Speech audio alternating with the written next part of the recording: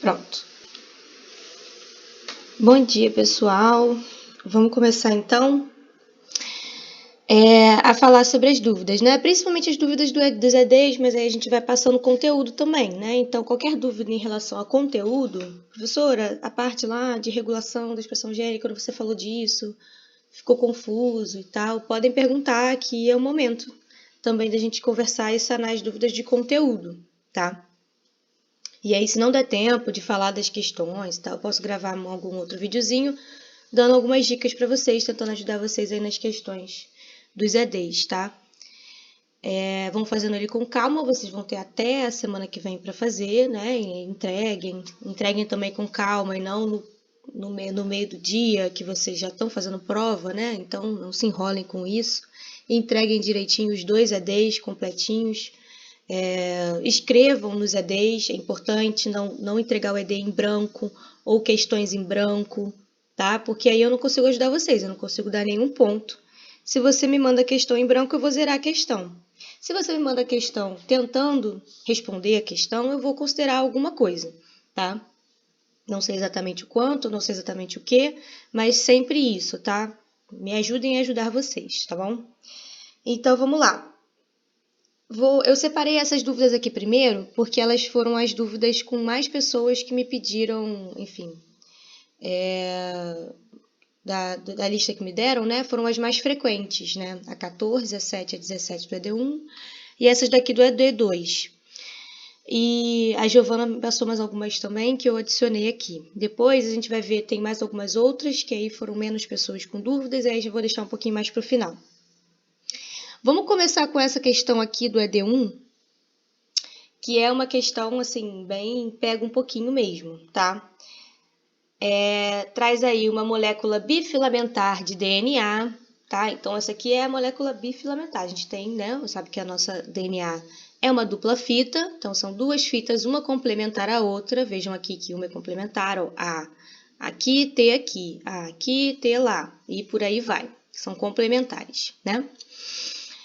Nessa sequência de DNA aqui, ela consegue produzir um polipeptídeo, né, passando por RNA, né? Ela passa por RNA e depois chega no polipeptídeo, numa proteína, de 5 aminoácidos de tamanho, tá? Então, aqui no DNA tem a informação genética para, né, produzir ao final, como produto final, nesse caso aqui, uma proteína de 5 aminoácidos de tamanho. E aí eu trago três questões, né? Letra A, B e C. Então, sempre quando vocês forem ler o enunciado na prova e tudo, vejam o que está sendo perguntado. Às vezes vocês esquecem, parece que a pessoa não necessariamente não quis responder uma coisa, mas que ela sabia aquilo ali, mas esqueceu, respondeu só uma das perguntas. Entendeu? E aí fica difícil a gente dar a pontuação total se você não responde uma coisa e responde só a outra. Isso para a prova também. E aí a primeira pergunta é, que filamento de DNA é transcrito, 1 ou 2? Né? Qual vai ser o molde e qual vai ser o codificante? É isso que ele está perguntando aqui. Ah, professora, qual que é o transcrito? É o molde ou é o codificante? Transcrito que eu estou perguntando, quem é que transcreve, né? Quem é que faz a transcrição? A RNA polimerase. Ela usa que fita para transcrever? A fita molde, né? Ela pega a fita molde e produz o RNA complementar àquela fita, que vai ter a informação para chegar lá em proteína, e essa informação ela é idêntica à que está na fita codificante, que é a outra. Mas essa outra ela está com essa informação, mas a RNA polimerase não usa essa fita codificante, ela usa a fita molde, ela transcreve da fita molde. Então aqui eu estou perguntando qual deles é transcrito, então eu estou perguntando qual é a fita molde, tá? Então, só para ficar claro isso daí. E fala para indicar a polaridade de cada um desses filamentos, a gente vai chegar à conclusão de quem é a molde e quem é codificante, a gente vai conseguir saber a polaridade, tá? Por quê? Porque necessariamente o RNA é sintetizado do 5' para o 3', né? Então, a gente vai saber qual vai ser a polaridade dessas fitas, porque uma vai ser complementar ao RNA e a outra vai ser idêntica ao RNA. Então, uma vai ter a polaridade inversa do RNA e a outra vai ter a polaridade exatamente a mesma do RNA, tá? E depois falando em relação a, depois que você encontrou qual é a informação genética para aquele polipeptídeo, falo em relação aos anticódons que pareiam, né, que são, possivelmente pareiam com o códon que sintetiza o terceiro aminoácido. É só vocês pegarem lá, vão saber qual é o terceiro aminoácido, qual é o códon dele e quais são os anticódons que podem parear com ele. Só para vocês confundir um pouquinho vocês e vocês pararem para pensar nisso, tá?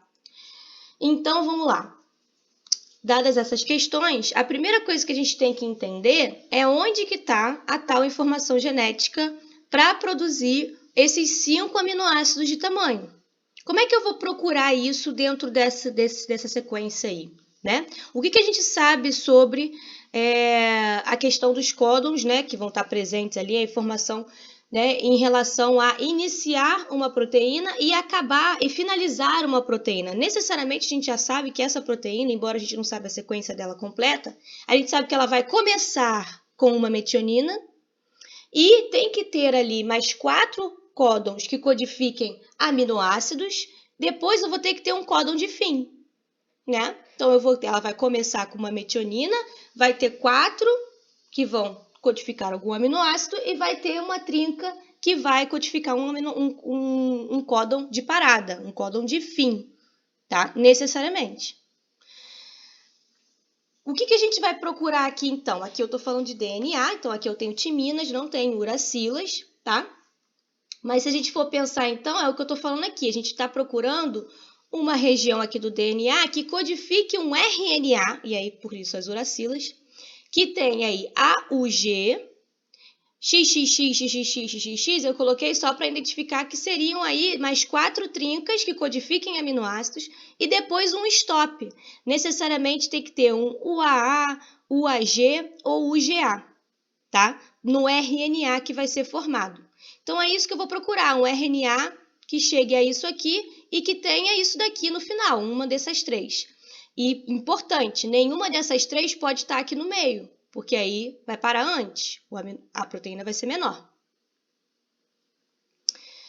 Se eu estou procurando isso aqui, que deveria estar no RNA, aqui eu estou procurando DNA, então não vou achar uracila, eu vou achar timina, tá? Então eu estou procurando essa informação aqui, que é a informação que estaria no DNA, tá? No caso, na fita codificante, que eu estou procurando aqui, né, a mesma informação que está no RNA, só trocando uracila por timina. Então, aqui eu estaria achando a fita codificante. Se vocês quiserem procurar a fita molde, nenhum problema. É só procurar, ao invés de ATG, você procurar TAC, tá? Aí você vai estar achando a fita molde. Eu vou procurar pela codificante, que eu acho mais simples. O ATG já me chama mais atenção.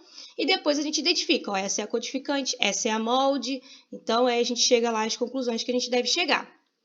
Primeira coisa, olhando aqui, acho que todo mundo deve ter achado esse ATG, né? Então, esse ATG aqui quer dizer que, né, a fita codificante codificaria aqui uma metionina. Aí depois eu tenho um TAC, um TAG e depois eu tenho um TAA. E aí esse é o problema, porque TAA é stop, né? Isso a gente vê lá no código genético, tá, pessoal? Eu já dei para vocês, e alguma dessas questões aí dos EDs tem o código genético, vocês podem usar ele. O TAA é um stop. Então, quer dizer que se isso daqui codificasse uma proteína, ela teria 1, 2, 3 aminoácidos, depois um stop. Então, não é essa. Tem que achar outra. Vou procurar outro ATG. Achamos aqui, ó. 1, 2, 3, 4, 5, e 6, e 7. Depois tem um tag. Depois tem um stop codon. Então, aqui codificaria um aminoácido de 7, uma proteína de 7 aminoácidos, tá? Também não é essa. Alguém achou outra? Pode responder aí no chat. Professora, olha só, eu já fiz essa Uhum. várias vezes. Uhum.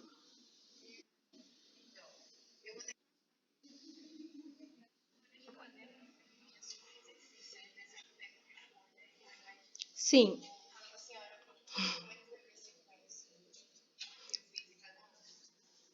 Então, a gente leu sempre da esquerda para a direita até agora, né? Alguém leu da direita para a esquerda?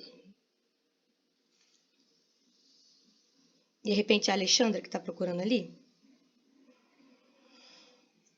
Isso, Driele. Acho que está na segunda fita, mas está da 3 linhas, 5 linhas. Enfim, tá da direita para a esquerda. Ainda não sabemos a polaridade. A polaridade não está colocada aqui ainda. Vamos lá. Então, vamos tentar ler da direita para a esquerda. Por quê? Eu falei para vocês que a gente não tem as polaridades aqui. Então, a gente não sabe se a leitura está sendo feita daqui para cá ou daqui para lá, tá? Se é RNA polimerase.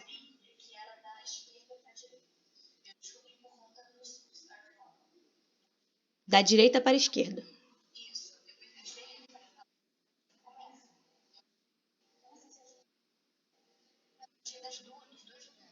Isso.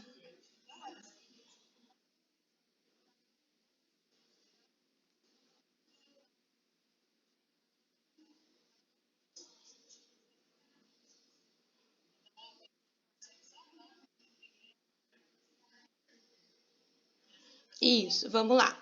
Vamos ler a primeira fita da direita para a esquerda. ATG, metionina. TAC, aminoácido. GAT, GAT, aminoácido. CTT, aminoácido. TAA, tô lendo da direita para a esquerda, pessoal. Stop codon, 4 aminoácidos. Também não é. Filamento 2. Vamos ler e procurar ATG. Achei. ATG. CTA, aminoácido. GAA, aminoácido. TATT, aminoácido. CCG, aminoácido. TGA, stop. 1, 2, 3, 4, 5 aminoácidos e stop codon, tá? Então, a nossa informação genética a gente acabou de encontrar, né? Das 4 opções que essa fita aqui tem, eu acho que são só 4, acho que não tem outras, essa daqui é a única que vai codificar uma proteína de 5 aminoácidos, tá? Aqui, na fita 2, eu vou ter essa informação, que é a informação de fita codificante, tá? E não de fita molde. Então, aqui eu já entendi. Isso, é codificante porque eu estou procurando a TG. Se eu estivesse procurando TAC, eu posso procurar o TAC. Olha o TAC aqui do outro lado. Posso procurar pelo TAC e também eu vou estar achando a mesma informação, só que aqui eu vou estar procurando a informação que vai estar na fita molde. Então, aqui de baixo é a fita codificante, a nossa filamento 2 é a codificante, e então o outro filamento é o filamento molde, é o filamento que a RNA polimerase vai usar para transcrever, é o filamento que vai ser transcrito. Então, o filamento 1, tá? Isso daí a gente já responde a letra A. Agora, a letra B, indicar as polaridades. Como é que eu vou saber em relação à polaridade? Agora eu já sei quem é a codificante, já sei quem é a molde. E já sei onde é que está a nossa informação genética e para que lado ela vai ser lida. Ela vai ser lida da direita para a esquerda. Então, vamos lá. Já sabemos qual é a molde e a codificante. Agora a gente tem que entender como é que a RNA polimerase vai ler isso daí e como é que ela sintetiza o RNA. Ela sintetiza o RNA sempre do 5' para o 3', tá? Então, porque depois ele vai ser lido lá pelos ribossomos do 5' para o 3'. Isso quer dizer que lá no início do RNA vai ter o AUG, lá no início dele, no 5' dele, vai ter AUG, e o ribossomo a partir dali é que faz a leitura, tá? Para tudo ficar certinho, ficando ao contrário, outra informação genética. Então, essa leitura que a RNA polimerase vai fazer, a gente já sabe que ela vai pegar a fita molde, que é essa daqui de cima, e vai ler de onde para onde? De onde a gente leu? Da direita para a esquerda. Ela vai ler nesse sentido para a esquerda, tá bom? Ela vai pegar isso aqui e vai ler para cá. E vai estar sintetizando uma fita complementar a essa molde, que tem uma polaridade 5' desse lado de cá e 3' desse lado de cá, né? Então, vamos lá. Beleza. Já sabemos que AUG 5' e stop codon vai ter o 3'. Essa é a polaridade da fita do nosso RNA, tá? Uma outra forma também de pensar, é que eu vou botar uma outra aqui, mas uma outra forma também de pensar é pensar que a codificante, ela tem a mesma informação, só trocando uracila, né, por timina no DNA, a fita codificante lá no DNA, e ela vai ter a mesma polaridade do RNA também, tá, pessoal? Então, vocês também podem chegar a essa conclusão assim, chegando a achar a polaridade vai ser a mesma, tá, da codificante, e complementar, oposta à da molde. Então, se a gente sabe que o nosso ATG está aqui, a gente sabe que é 5 linhas para cá do ATG e 3 linhas lá no stop, a gente já sabe que a partir daqui é que a gente teria o 5 linhas e de cá é que a gente teria o 3 linhas, tá? Por conta da nossa leitura ser da direita para a esquerda. Uma outra forma de pensar, e aí a gente, obviamente, vai saber que o molde, que é complementar a codificante, vai ter polaridade oposta.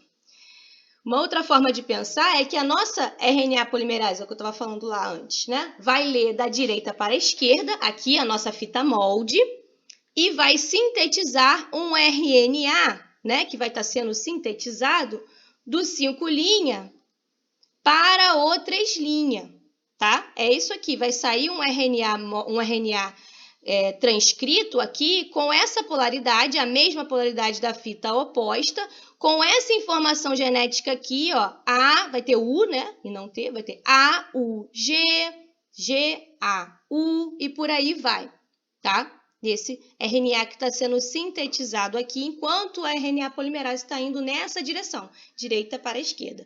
Por isso que a gente chega a essa conclusão também, fazendo isso daqui, pensando isso daqui, você vai saber qual é a polaridade inversa da molde e vai saber a polaridade também da codificante, tá? Essas duas formas de raciocinar aí para chegar nas polaridades, tá? Então, já sabemos as polaridades, indicar, e eu quero que indique na resposta...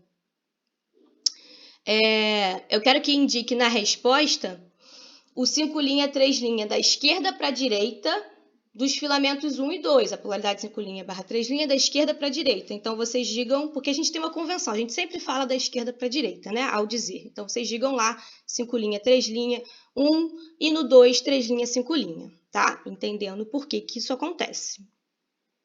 Aí a pergunta 3, a C eu vou deixar mais para vocês, porque aí pergunta em relação aos 2 anticódons possíveis que pareiam com o códon que sintetiza o terceiro aminoácido.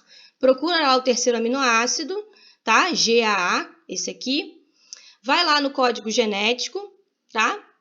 O GAA, né, eu tô olhando aqui a codificante, porque já vai ser o que vai estar no códon, né? GAA, vocês vão procurar lá, vão achar qual é o aminoácido, né? Qual é o códon dele.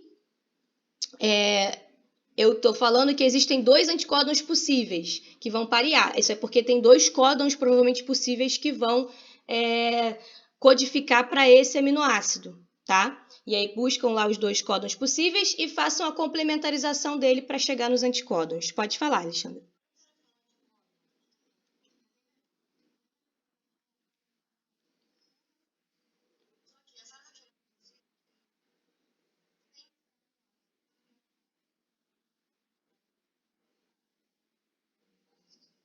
Isso. Na verdade, esse pareamento, Alexandra, é o mesmo sim, tá? Desculpa dizer, mas a gente não detalhou tanto, né, a parte de tradução, mas eu gosto de trazer isso a mais para vocês saberem também. Quando a gente tem a degeneração do código genético, a gente tem mais de um códon codificando o mesmo aminoácido, né? E aí a gente tem o códon lá, e tem um anticódon que vai parear com todos esses códons diferentes que codificam o mesmo aminoácido. É o mesmo transportador, tá? O mesmo RNA transportador. No máximo vão ter 2 RNAs transportadores. E aí existe um tipo de pareamento mais fraco em determinados pontos para poder você conseguir ter essa degeneração, tá? Então, na verdade, os anticódons que vão estar podendo parear com aquele códon mesmo, entendeu? Tá. Vai ser um único tRNA que vai estar com anticódons diferentes. Mas, enfim, mas a gente não precisa especificar esse ponto. Eu só quero que vocês tragam mesmo os possíveis anticódons, né, que pareiam com esse terceiro aminoácido aí, que chegam a esse terceiro aminoácido, tá? O Leonardo perguntou em relação aqui, em relação à fita 1 ser a molde, né? Em relação à fita 1 ser a molde, a gente achou isso achando onde está a informação genética, Leonardo. Não sei se você pegou aqui, a gente estava procurando uma informação genética para 5 aminoácidos, começando com um ATG, terminando com um stop codon. E aí a gente achou, lendo da direita para a esquerda, na fita 2. A gente achou ATG, 4 aminoácidos aqui, e TGA, que codifica um stop. Então, e quando a gente acha o ATG, né, que codifica, que é exatamente a mesma informação que vai estar lá no RNA, só que trocando timinas por uracilas, a gente está achando a informação da fita codificante, tá? Então, essa daqui é a codificante, a complementar a ela é que é a molde. Deu para entender, Leonardo?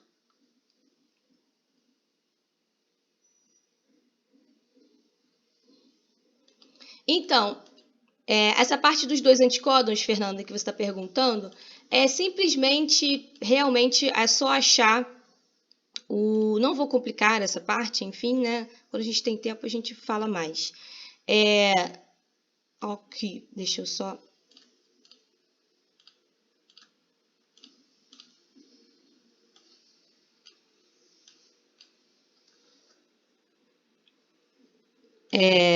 Então, é só vocês irem lá, achar o GA,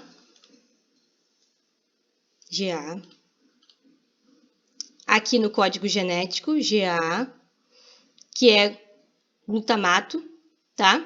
É o glutamato e ele tem 2 possíveis códons, GA e GAG, tá? GA e GAG. Coloque os anticódons possíveis que codificam esse aminoácido, tá? Os 2 anticódons que vão parear com esses 2 códons aqui, tá? Pode colocar isso daí. Para o mesmo aminoácido.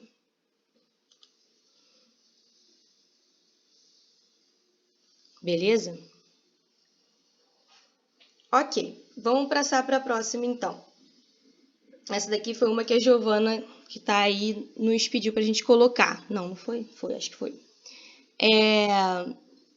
A gente trouxe aí que é a composição de uma das fitas de uma dupla hélice. Aí eu tenho uma dupla hélice, mas uma das fitas, eu não estou falando da dupla hélice inteira, isso é importante entender. Uma das fitas, tá, dessa dupla hélice de DNA tem um percentual de 30% de A. Ah, deixa eu... É verdade. Eu não troquei de volta. Bem atentos. Ok. O percentual, então, tem adenina 30%, guanina 24%. O que se pode dizer sobre os percentuais de timina e citosina para a mesma fita? Então, para a mesma fita, tá? Eu fiz um esqueminha, desenhei aqui, eu recomendo que vocês façam isso quando forem fazer as questões, tentei fazer no caderno e tal. Tem um esqueminha aqui, eu tenho uma dupla fita, tá? Nessa fita DK, eu tenho 30% A, alguma coisa de T, alguma coisa de C que eu não sei, e G eu tenho 24%, tá? O que eu posso dizer em relação à mesma fita, não a complementar, em relação à mesma, tá? Exatamente, Giovana. Dá para dizer a soma, tá? Mas não dá para dizer em relação a eles em separado.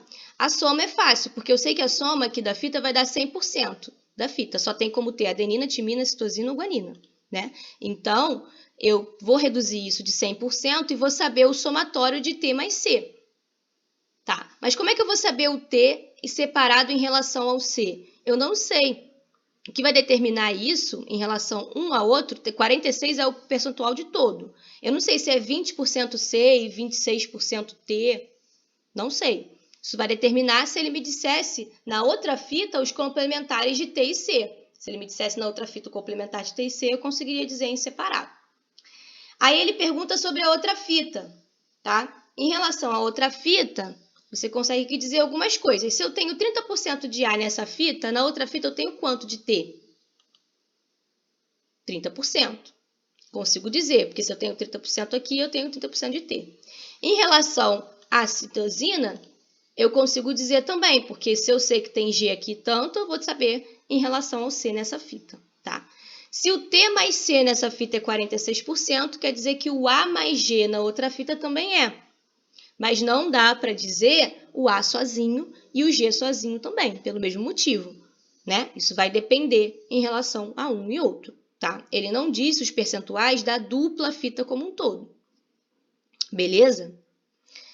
Então vejam que quando a gente está falando de uma fita única, apenas, sozinha, né? A gente tem uma dificuldade aí de aplicar as regras de Chargaff, tá? Em uma fita única, eu não vou saber se o A é exatamente igual ao T e o C é exatamente igual ao G. Eu sei em relação a outra fita, na complementarização. Beleza? Isso é importante de vocês colocarem lá na resposta de vocês. E aí eu vou pular para essa outra questão aqui, só para economizar o tempo. Essa daqui, porque tem a ver.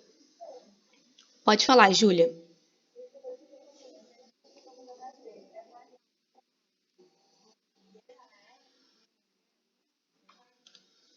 Isso, o anticódon do GA e do GG. Tá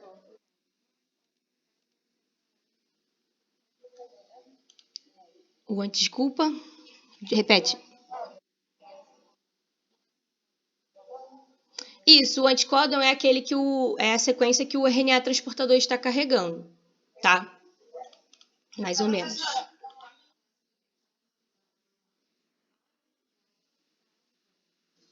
O aminoácido ele vai estar ligado ao RNA transportador que carrega o anticódon. Isso.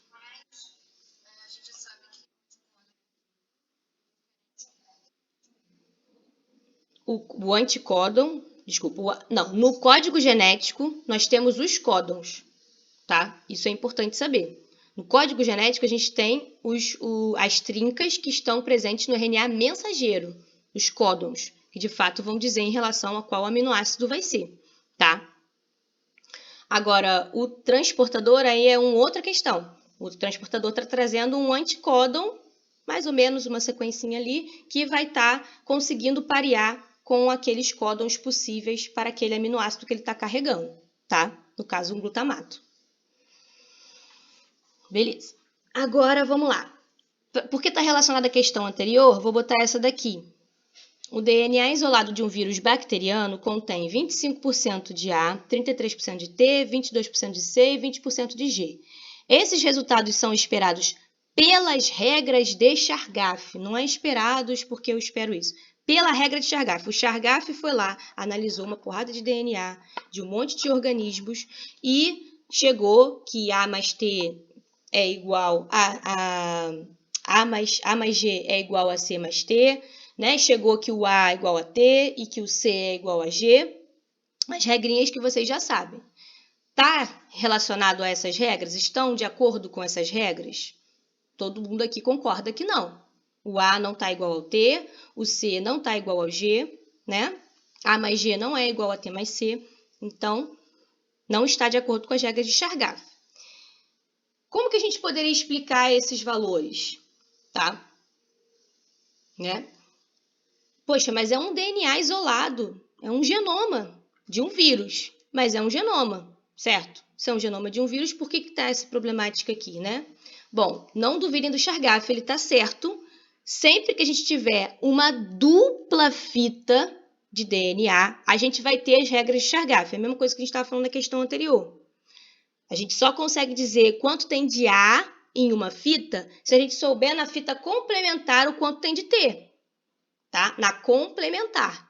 Então, a gente tem que basear sempre o que o Chargaff diz em relação à complementaridade. Então, é em relação a DNA de dupla fita, tá? Como eu estou colocando aqui, a gente tem uma sequência aqui de DNA e a sequência de uma das fitas complementarizando com a sequência da outra fita. Então, eu sei em relação a quanto tem de T aqui, porque está sempre pareando com A. Eu sei quanto tem de C aqui, porque está sempre pareando com G. E por isso cai nas regras, tá? Mas e se esse DNA não for de dupla fita? Aí, as regras de Chargaff não se encaixam, né? Quando a gente tem uma fita única, não necessariamente A vai ser igual a T, C vai ser igual a G, porque é uma fita única, né? Você não está pareando o A com o próprio T da própria fita, né? Você está ali com uma fita que é única, tá? Então, assim, uma das propostas que poderiam explicar esse valor é o fato de a gente ter uma fita simples e não uma fita dupla, tá? E só para avisar para vocês, uma coisa que a gente não consegue abordar muito no nosso curso, né? Falar sobre virologia, sobre genética dos vírus, né? Que é bem interessante, inclusive. Mas os vírus, eles podem ter DNA fita única como genoma, tá? Pode falar, Júlia.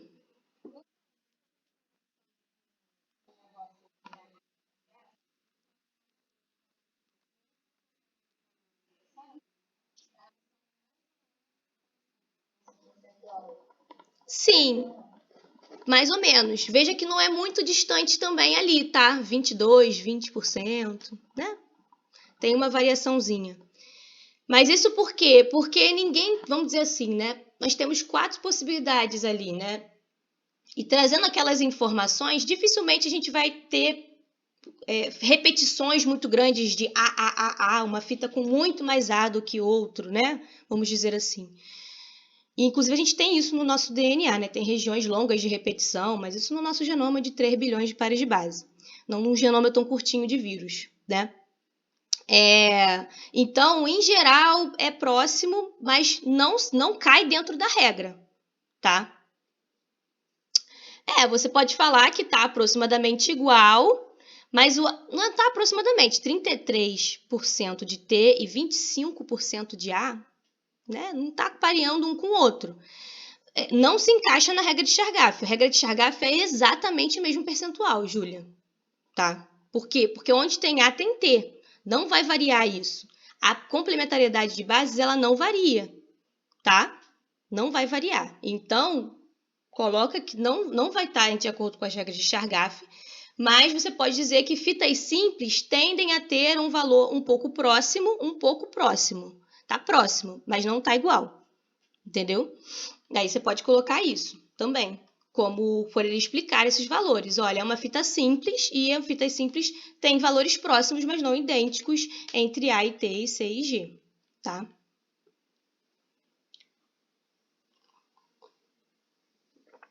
Na distribuição CG e na distribuição AT, tá?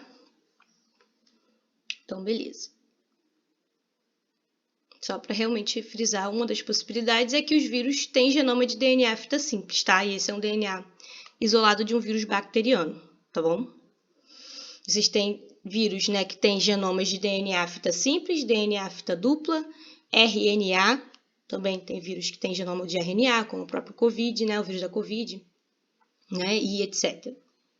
Eles já vão ter essa possibilidade maior. Todas as outras células, procariotos e eucariotos, é DNA dupla fita o genoma, tá? Beleza, vamos voltar para trás, que eu passei isso aqui um pouquinho para frente, para a gente poder falar sobre essas duas, porque uma está relacionada com a outra. Vamos para a questão número 7 do ED1, tá? E aí, alguém me trouxe essa questão aqui, foi o pessoal mesmo. Considera que uma célula diploide 2N, então, né, tem cromossomos homólogos ali, né, tem um par de cada um dos cromossomos. Sabe-se que no cromossomo 1, uma parte da sequência do gene que ocupa o locus 77, essa região aí, está descrito na imagem a seguir, tá? Beleza. No cromossomo 1 tem essa sequência aqui, nessa região. Qual a sequência de bases nesse locus, nessa mesma região, na cromátide irmã? Primeira pergunta. Respondam todas as perguntas. Primeira pergunta. Qual a sequência de bases nesse locus na cromátide irmã? Tá? Aí a gente pensa, primeira coisa, o que é cromátide irmã? Cromátide irmã é produto de replicação. Relembrar isso, não esquecer. Cromátide irmã é produto de replicação, tá? Só vai acontecer, a gente só vai ter aquela cromátidezinha irmã, que aí a gente forma aquele nosso cromossomo em X, né? Que a gente chama, que ele vai estar em X, é quando ele está duplicado. Depois da duplicação, depois do processo de replicação, é que ele vai estar naquele formato ali, com as duas cromátides irmãs, para serem separadas na divisão celular, tá? E aí, então, se é produto de replicação, a sequência é idêntica, tá? Não precisa exatamente escrever a sequência lá, não. Vocês podem só dizer que é a mesma sequência, porque a cromátide irmã é produto de replicação. Pode falar, Alexandre. Elas são exatamente não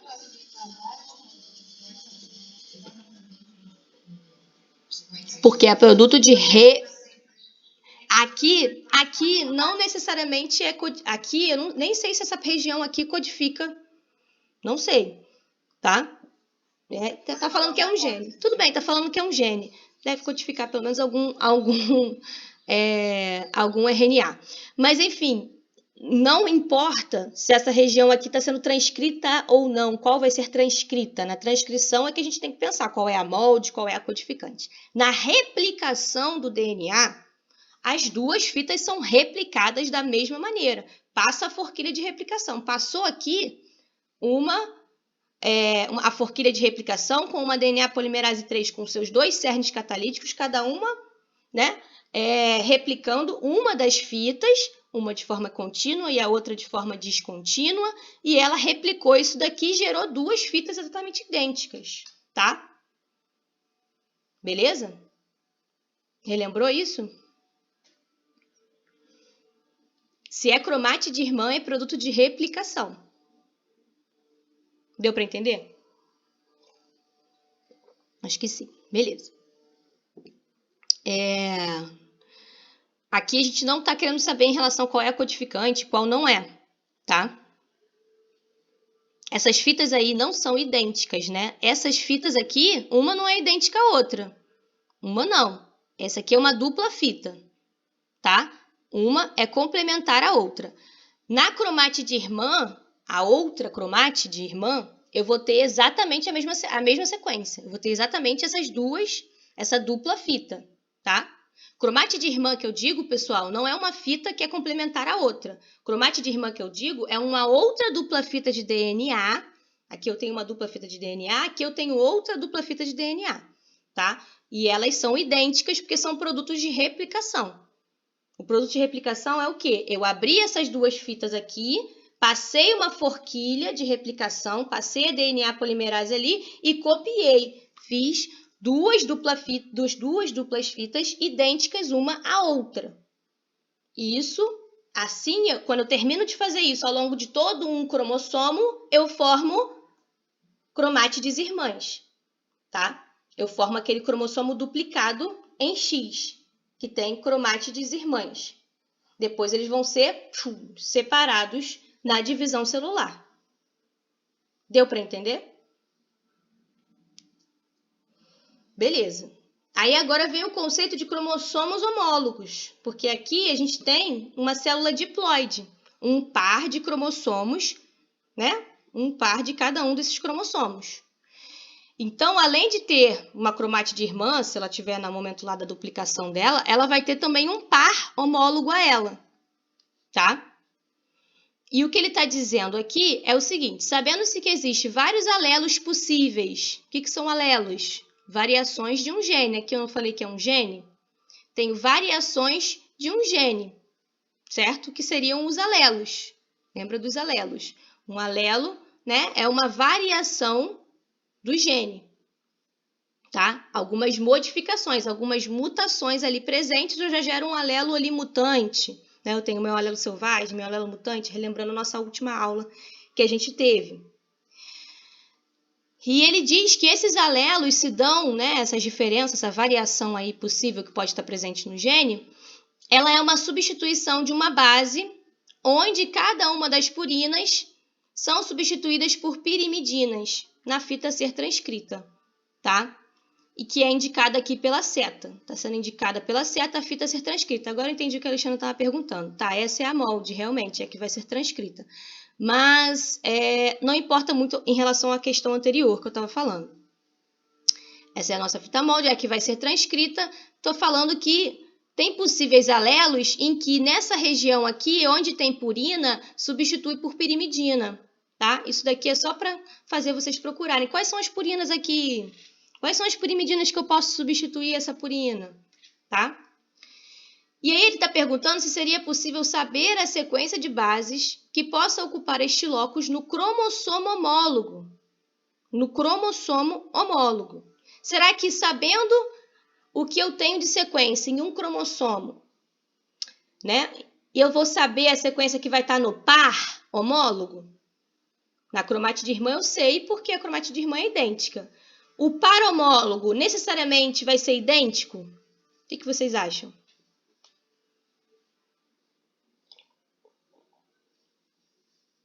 Ou pode ser que ele esteja carregando um outro alelo, né? Se for idêntico, no par homólogo, isso quer dizer que a gente tem um homozigoto, né? Um organismo que tem o mesmo alelo nos dois pares, no parzinho deles de cromossomo, tá? Mas, se for um heterozigoto, vai ter um outro alelo lá. Então, eu não vou saber exatamente a sequência.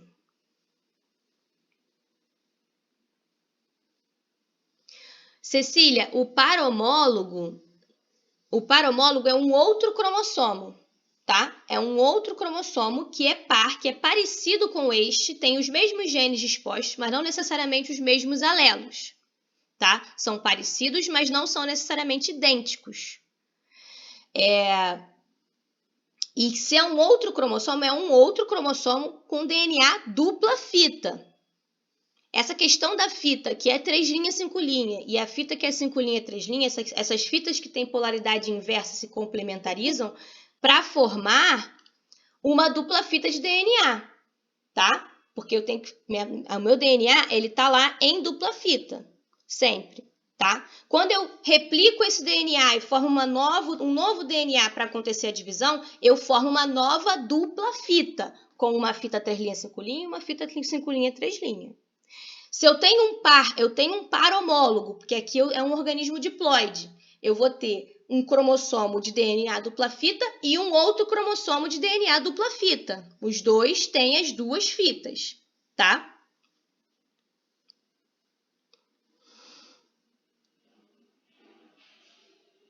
Então, eles não têm relação entre si, já que não são iguais. São cromossomos diferentes e independentes. Então, eles têm alguma relação entre si, sim. Eles são um parzinho. Por que eles são um par?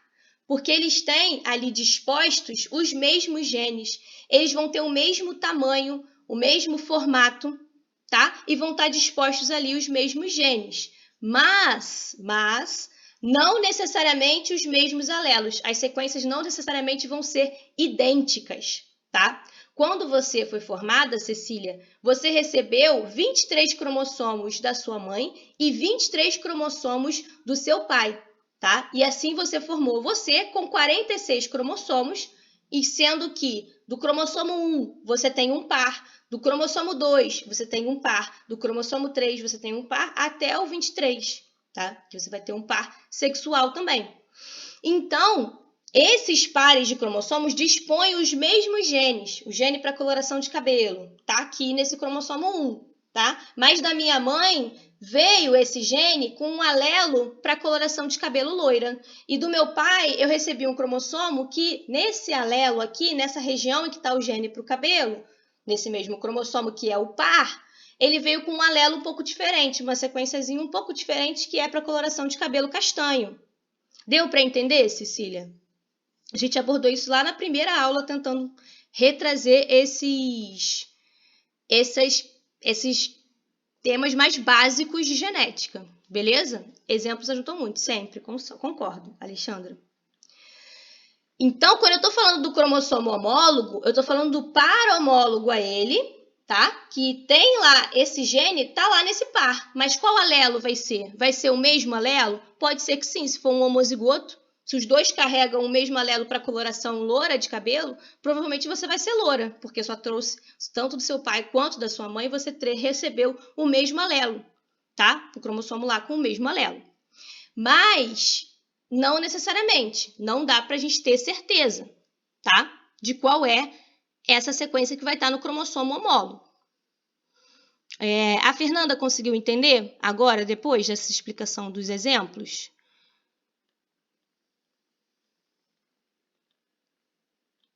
Ficou mais claro, sim. Beleza, Fernanda. Na primeira aula, eu falei um pouquinho sobre isso, se eu não me engano. Se não tiver colocado, de repente eu dou uma olhadinha nessa aula e pego, eu tenho isso, algumas gravações e posso colocar mais para vocês, tá?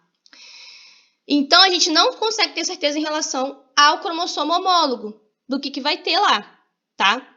Quais são as opções? E aí vem, apresente as opções. Mas quais são as opções? A opção é ter exatamente a mesma sequência, então não precisa repetir toda a sequência. Se eu estou falando que o que muda é só as purinas, quem são as purinas aqui nessa fita de baixo aqui, que é a que está apontada pela seta? Quais são as purinas? Adenina e guanina, exatamente. Aqui a gente tem 2 adeninas, certo? Nessa sequência. Então, são elas que vão ser alteradas para formar novos alelos. É isso que eu estou colocando, né? Possivelmente você pode ter exatamente AA lá no cromossomo homólogo, se for um homozigoto. Você pode ter um AT, onde cada uma das purinas substituídas por pirimidinas, né? Aí tem que pensar, as pirimidinas são C e T. Pode substituir por qualquer pirimidina, Alexandra. Substituir por TT, ou vai ficar CC, ou vai ficar TC, ou vai ficar CT, e por aí vai. Coloquem lá as opções, e o que vocês colocarem de opção já está valendo. Apresente opções, as opções que vocês acham que podem ter lá, nesse outro cromossomo homólogo.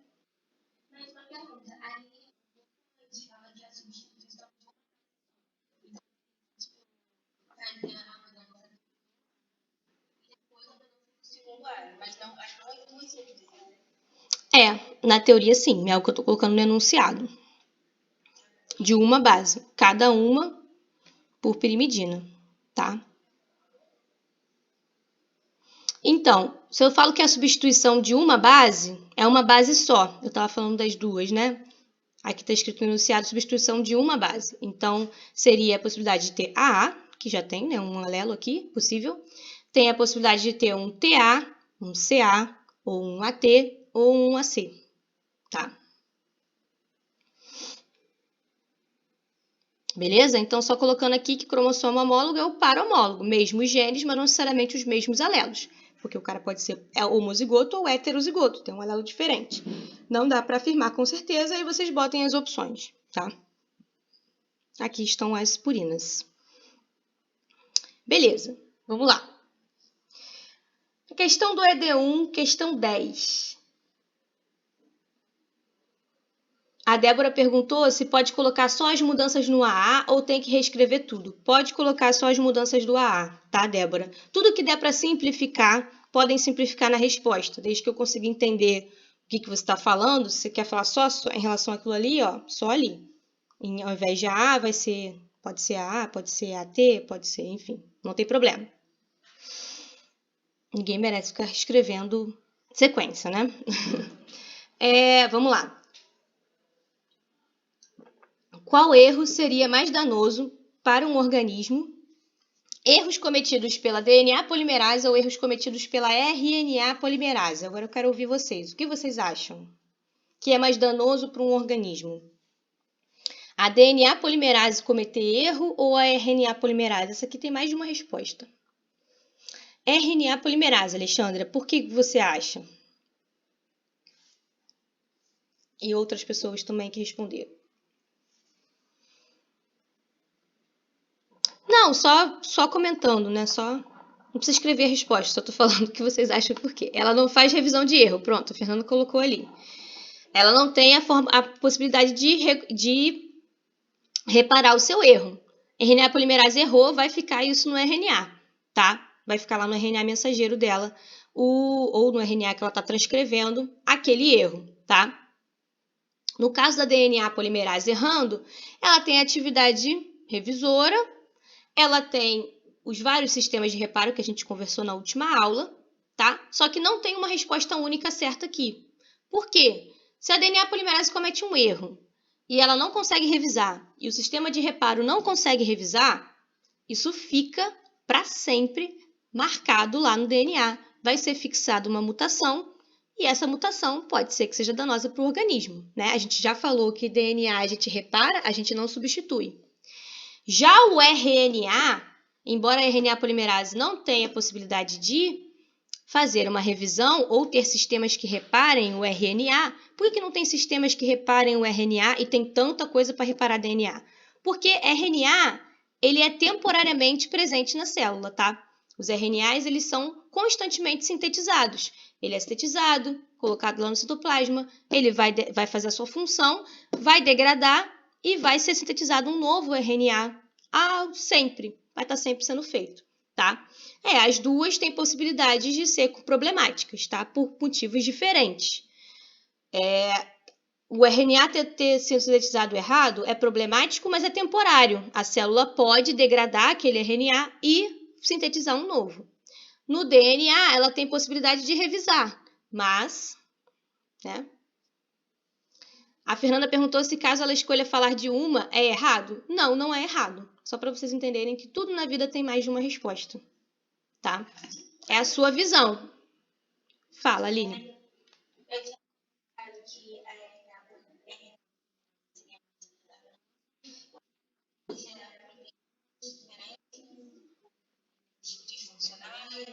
Tá.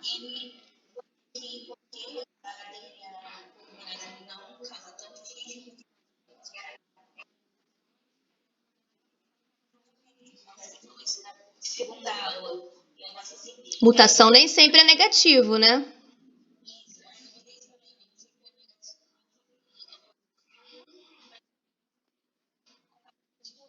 Isso.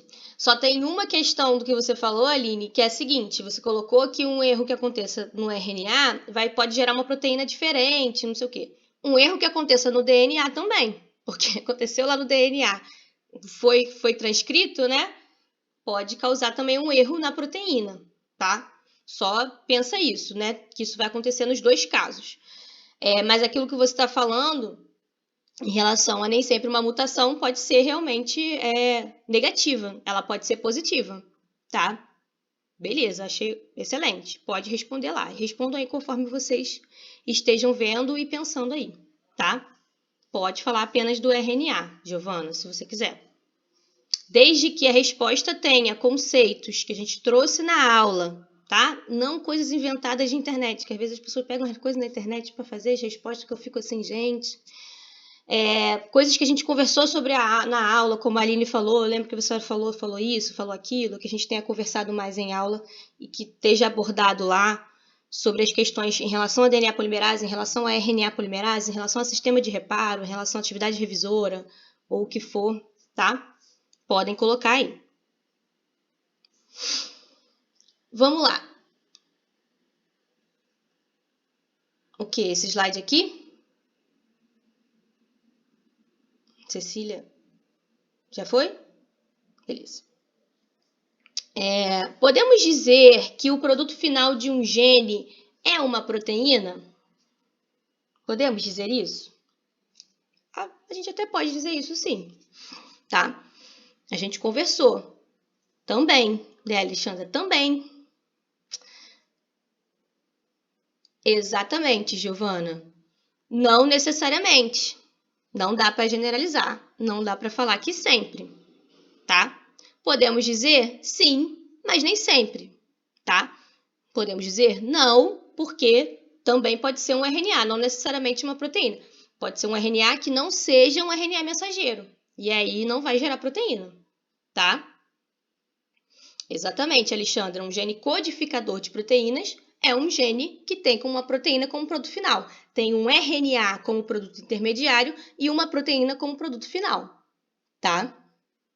Não necessariamente, Júlia, exatamente. Isso mesmo. Isso a gente chegou a conversar na aula lá de transcrição. Beleza? Vamos lá.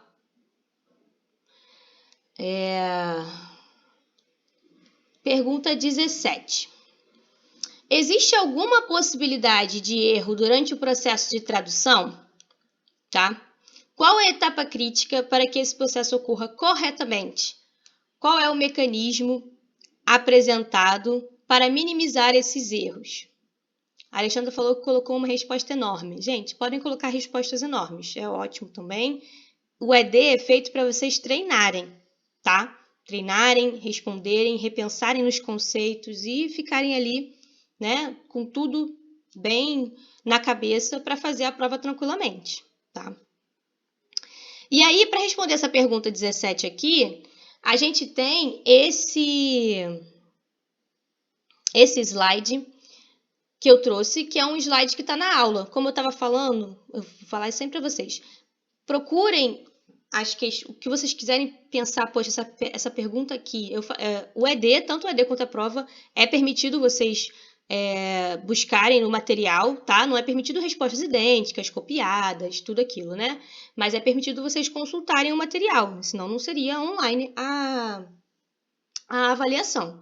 Então, se forem buscar, busquem nos slides, tá? Busquem nos slides, nas aulas, né? E tal, tem todas as gravações para isso também. E aí, se vocês forem buscar, a gente achando lá na tradução, eu cheguei a falar com vocês que uma etapa crítica, tá? Era a síntese do RNA transportador, tá? Que tinha que ser muito certinha, né? Se você colocou o RNA transportador e ligou ele com o aminoácido erroneamente, o RNA transportador ele é cego, tá? Ele tem lá o seu anticódon que vai parear com o códon, mas o que ele está carregando ali, se for um aminoácido certo ou se for um aminoácido errado, ele vai colocar o aminoácido que ele está carregando, tá? Então, fazer essa síntese, essa união entre o RNA transportador e o aminoácido para formar o aminoacil tRNA é muito crítica. E é feita por uma enzima, as aminoacil tRNA sintetases que eu falei para vocês. E uma das técnicas que a célula usa para isso ser muito certinho é ter uma aminoacil tRNA sintetase para cada aminoácido, tá? Que é para ela não errar. Ela só tem como pegar aquele aminoácido e ela vai reconhecer o tRNA correto para então fazer essa ligação, tá? Não é a mesma enzima que faz todas as ligações, porque seria uma bagunça, tá? Ela vai ter uma ligação muito mais específica. Então, aqui está sendo mostrada a aminoacil tRNA sintetase para alanina. Só sintetiza alanina, né, com ligação de alanina com tRNA. Vão ter 20 dessas, tá? Porque são 20 aminoácidos. E ela ainda tem a possibilidade, essa síntese ainda tem a possibilidade de erro e existe uma revisão por hidrólise. Ela ainda consegue revisar esse erro e talvez desfazer a ligação, né? Se ela identificar que o erro que foi feita uma ligação com o tRNA errado, tá? Então, essas são alguns mecanismos que a célula usa para minimizar esse erro dessa ligação. Foi uma coisa que a gente conversou em aula, tá? Então, é uma possibilidade aí de resposta para vocês. Ficou alguma dúvida em relação a essa? Essa eu falei em aula mesmo. Não vou me estender muito aqui, que a gente quer falar de muita coisa, né? Mas se vocês quiserem, busquem lá na aula gravada a parte em que eu falei sobre isso. De repente eu falei mais e ficou mais claro, tá? Posso passar? A questão 13 do 1. Ficou faltando? Eu botei aqui. Ah, já vou botar ele. Vou botar depois, tá? Já vou falar do quadro. Vamos só falar dessas daqui do ED2, que foram mais pedidas. Aí depois a gente fala dessa. Tá na lista sim, Fernanda. Vamos lá. ED2, questão 5. Contraste os estados dos genes em bactérias e eucariontes com relação à ativação gênica. Tá? Alguém me perguntou em relação a essa. Primeira coisa, ativação gênica não é transcrição gênica. Tá? Eu não estou falando da RNA polimerase transcrever, eu estou falando de ativar esse gene, regular ele, ativando ele para que ele seja ativado. Quais são os genes que a gente ativa? São os induzíveis, né? Que normalmente estão ali inativos, e podem ser ativados, né? Os induzíveis. Então, contrastar isso é contrastar como que a gente liga esse interruptor, como que a gente liga lá esse gene. Em procariotos e em eucariotos, né? No caso, bactérias e eucariotos, né? Procariotos e eucariotos. E eu falei com vocês durante a aula de regulação da expressão gênica, falei que em procariotos a gente tinha lá para ligar, né, esse gene, a gente desliga o repressor do sítio operador e a gente liga o ativador no seu sítio específico para chamar a RNA polimerase para ela poder aí ligar esse gene, tá? Então, a ativação está associada aos ativadores, a ligação do ativador e o desligamento de repressor.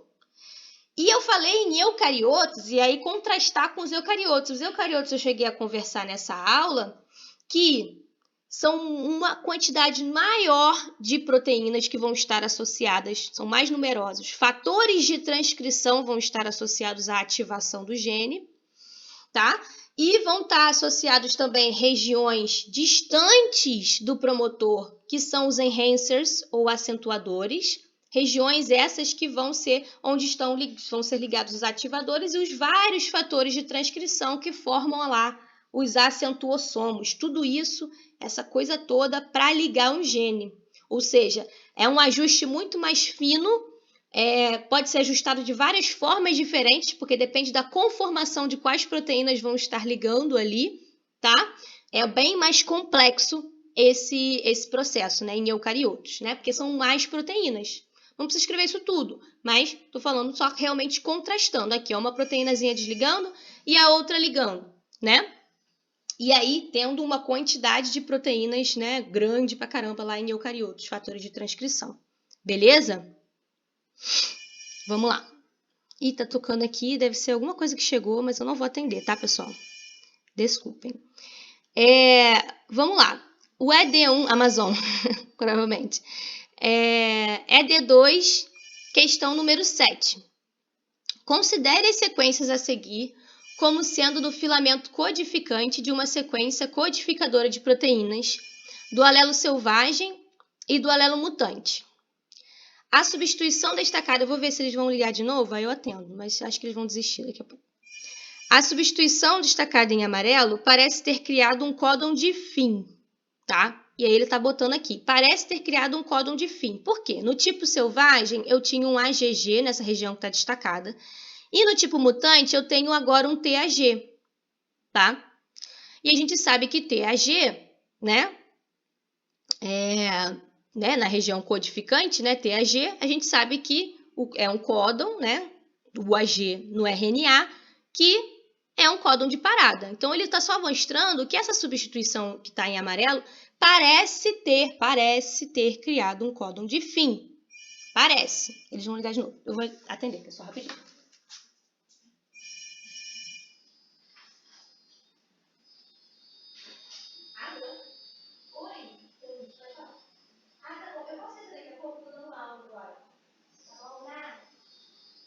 Colchão, né? Eu vou descer, mas é rapidinho, tá terminando a aula. Obrigada.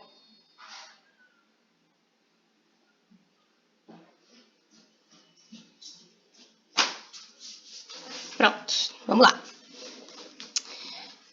Então, ele fala que parece ter criado. E aí ele pergunta, que outra informação você precisa para ter certeza de que isso acontece? Tá? Porque ele jogou aqui uma sequência. Esses 3 pontinhos aqui é para identificar que tem mais sequência para lá e mais sequência para cá, tá? No meio, lá, tá? É o filamento codificante, mas eu tenho uma sequência aqui. Ele não dá nenhuma outra informação. Que outra informação eu precisaria ter para ter certeza de que eu criei um códon de fim nessa região destacada em amarelo? Alguém chuta alguma coisa? A polaridade. Exatamente, Débora. A polaridade nos diria para que lado a gente está lendo essa fita. A primeira coisa, né? A polaridade dela me indica se eu estou lendo da direita para a esquerda ou da esquerda para a direita. Porque se eu estou lendo da direita para a esquerda, eu vou ler GAT no máximo, tá? Para esse lado de cá. Nessa região aqui. Então, a polaridade já me diria se eu estou lendo e a possibilidade. Tem uma outra coisa que a gente precisa saber também. Aqui. Não codifica aminoácido?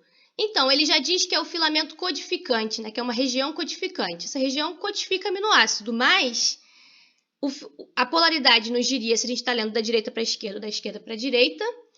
E a matriz de leitura não é colocada, tá?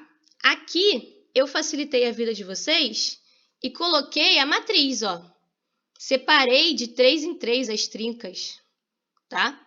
Se eu não separar de 3 em 3 as trincas, vocês iam ter que procurar o ATG a partir de cada ponto, aqui, aqui, aqui, no meio, né? Complica bem mais. Então, o que acontece? A gente não sabe se a ordem de leitura realmente é a partir daqui, tá? Se a ordem de leitura que é determinada lá pelo nosso códon iniciador, né? Chegando aqui, se eu acho mesmo, se eu vou estar lendo de lá para cá, né? Eu vou estar lendo blá blá blá, ATG, lá lá lá, lá lá lá, não sei o que, TGC, TAG. Então, não só a polaridade, como também a matriz de leitura. Ele tem que me dar essas informações para eu responder para ele se realmente eu estou criando um códon de fim, tá?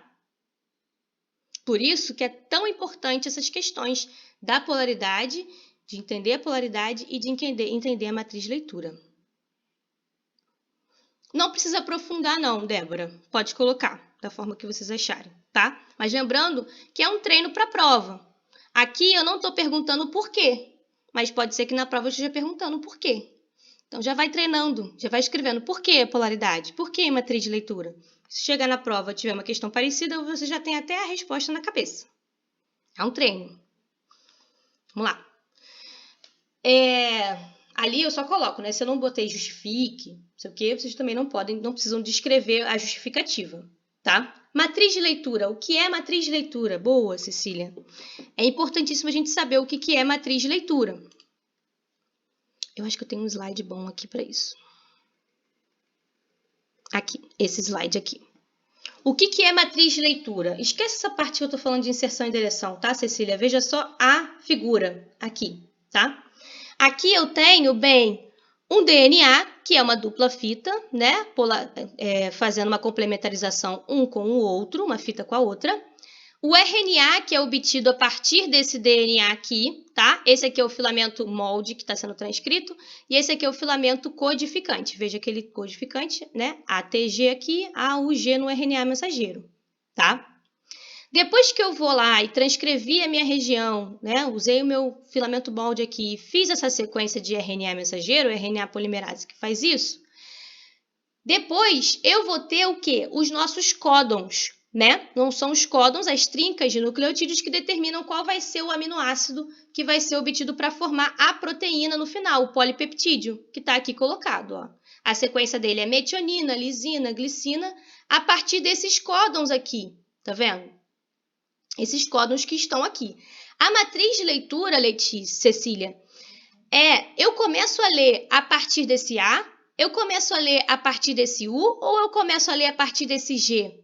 Porque se eu começar a ler a partir do A, a minha matriz de leitura vai ser essa que está sendo colocada aqui, ó. Esse vai ser o primeiro códon, essa primeira trinca. Esse AAA vai ser a segunda trinca. Esse GGG vai ser a terceira trinca. Concorda comigo? Essa é uma matriz de leitura possível que eu possa ler, tá? A outra matriz de leitura possível é se eu, por exemplo, começar a ler a partir do U, que aí eu leria UGA primeiro, depois eu leria AAG, depois eu leria GGC. Veja, Letícia, que altera. Eu comecei a ler a partir do segundo, eu vou alterar todas as trincas seguintes que eu estou lendo, tá? Essa é a segunda possível matriz de leitura. A terceira possível matriz de leitura é lendo a partir do G, que aí eu vou ler GAA, depois eu vou ler AGG, também alterando todas as trincas que eu vou ler, tá? A partir de qual matriz? O que determina a matriz? É aonde que está o AUG. Exatamente isso. Porque quem é que está fazendo essa leitura? São os ribossomos, né? Eles que fazem essas leituras em trincas e vão sintetizando a proteína. E o ribossomo, ele, para achar a matriz de leitura certa, ele primeiro acha o AUG. Achei o AUG, a partir daqui é que eu tenho que ler. Seguindo, direto, eu vou de trinca em trinca. Depois disso, eu vou acertar a matriz de leitura, tá? Beleza. Excelente pergunta. Então, aqui eu preciso saber a polaridade e preciso saber a matriz de leitura. Júlia, não tem aqui uma AUG para a gente começar a ler, tá? É onde você começa... A matriz de leitura é onde você está começando a ler, como você está lendo. Existem sempre 3 possibilidades, porque a trinca são de 3, né? São sempre 3 possibilidades. Se você for ler a partir da 4ª letrinha, você vai cair no primeiro frame, na primeira matriz de leitura igual, tá? Como são 3 que estão sendo em cada, né? Se você está lendo de 3 em 3. tá? É como você está lendo. E quem determina isso é quando você começou a ler, você começou a ler a partir de qual trinca? E aí o ribossomo faz isso a partir do A ao G. É só o A ao G? Como assim? É só o A ao G que determina o início? Sim, Júlia, é só o A ao G que determina o início. É um códon único, exclusivamente, que vai codificar a metionina, que é a metionina de início das proteínas. As proteínas sempre vão começar com a metionina, né? E isso é importante pra caramba. Você vê como é conservado isso. Quantas proteínas a gente tem em bactéria, em eucarioto, em todo mundo começa com uma metionina de iniciação para poder determinar a matriz de leitura certinho. A ao G no RNA, a TG na fita codificante do DNA. Exatamente. Tá? Beleza. Matriz de leitura é coisa séria, coisa importante, né? Para a gente poder acertar.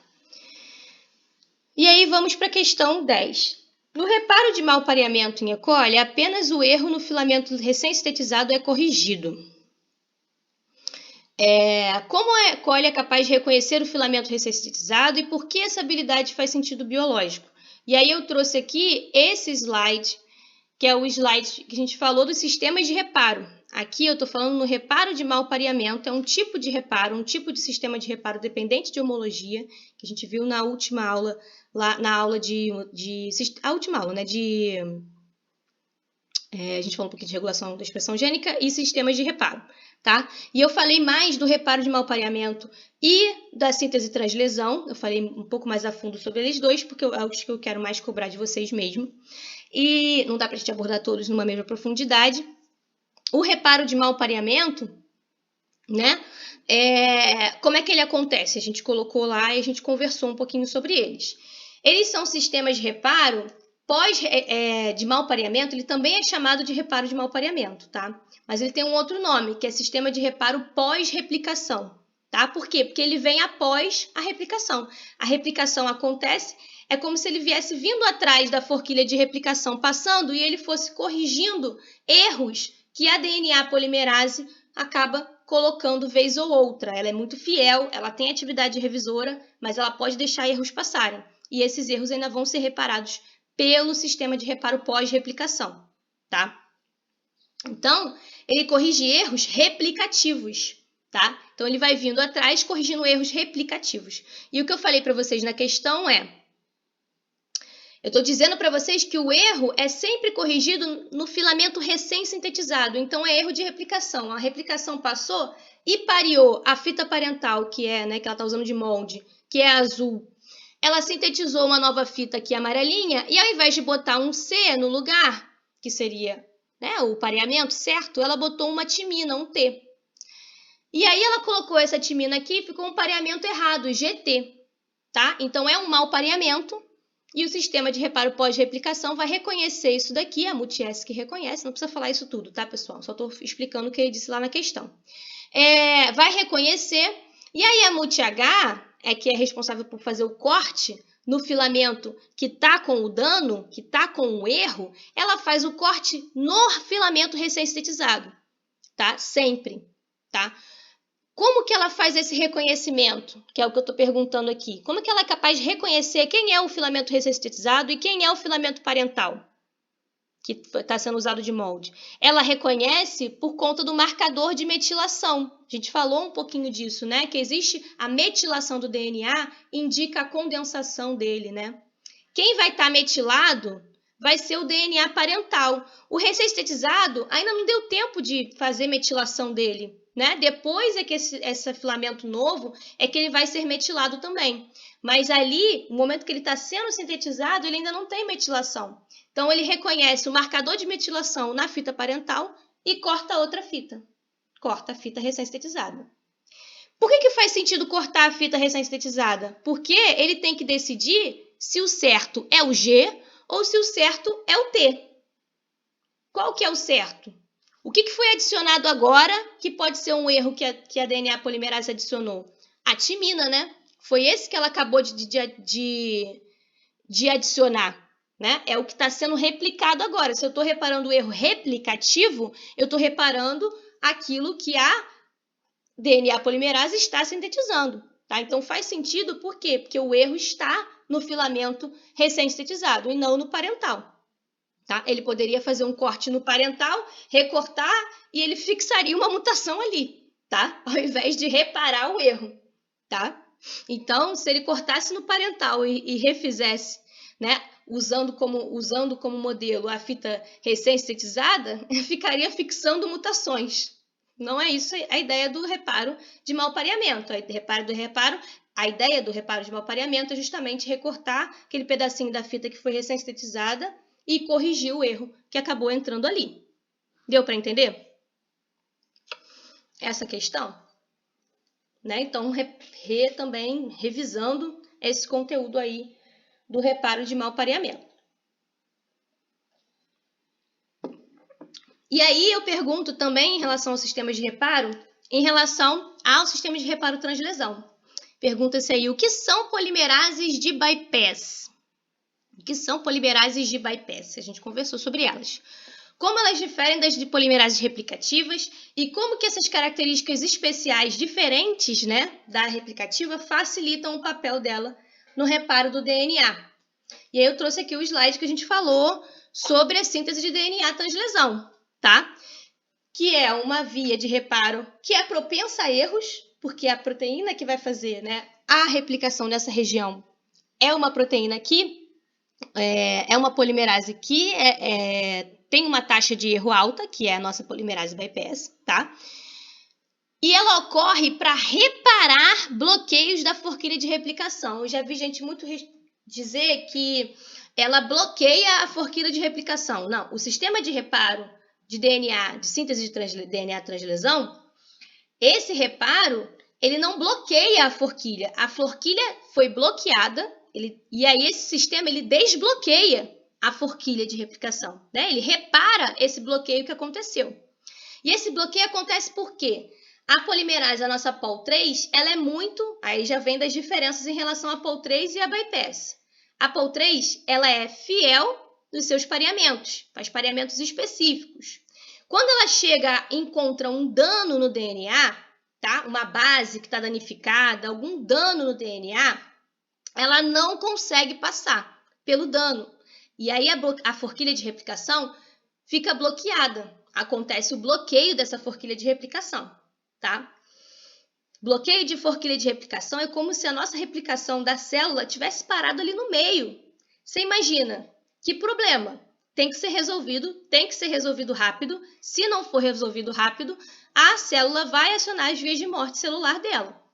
Então, o que acontece, né, para resolver isso, vem a polimerase bypass, tá? Vem o sistema de síntese de DNA translesão, que transpassa a lesão, tá? A polimerase bypass do inglês significa polimerase translesão, que transpassa a lesão. Por que ela é capaz de transpassar a lesão? Ela vai lá no bloqueio, né, que está acontecendo, substitui, a Pol5 que é a nossa bypass, tá? Amarelinha aqui. Ela substitui a DNA Pol3, a nossa replicativa, e ela passa pela lesão, depois ela se dissocia. E a nossa polimerase replicativa retorna à forquilha e continua a fazer a replicação. Ela sintetiza só um trechinho, né, para passar pela lesão. Por que ela consegue passar pela lesão? Qual a diferença dela para a replicativa? Tolera pares mal pareados, tá? Ela tolera o dano ao DNA. Então, tem uma base danificada, eu vou ter que colocar um par aqui e não vai ficar um pareamento tão certinho. Não vai ficar um AT, um CG certinho e específico, tá? Que a Pol3, a nossa replicativa, consegue fazer somente esses muito certinhos. Por isso que ela é tão Caxias, ela é tão certinha, específica, tá? A nossa polimerase bypass, ela tolera esse dano, ela tem uns bolsos assim grandes catalíticos que conseguem acomodar aquele dano e aí ela adiciona as bases e ela consegue passar por aquilo ali, sintetizar naquela região, tá? Com o preço de ser uma enzima que vai erra numa alta taxa de erro, tá?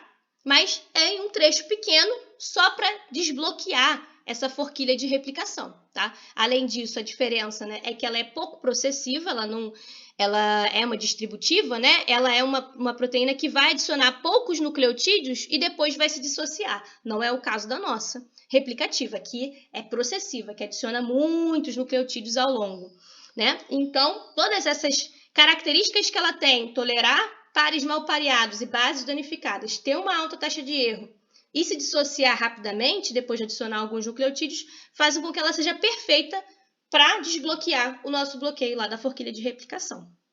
Deu para entender? Isso daí tudo, aula de sistemas de reparo, mesmo slide.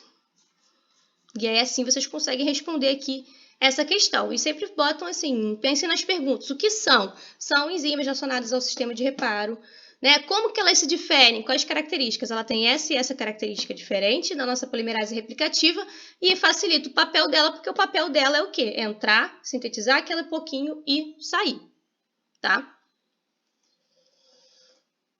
Vamos lá. Vamos para essas outras questões aqui que foram menos pedidas, mas também foram pedidas. Vocês não estão falando mais nada, tá todo mundo ouvindo, entendendo? Tá tudo certo? Professor, Pode falar, Gabriel.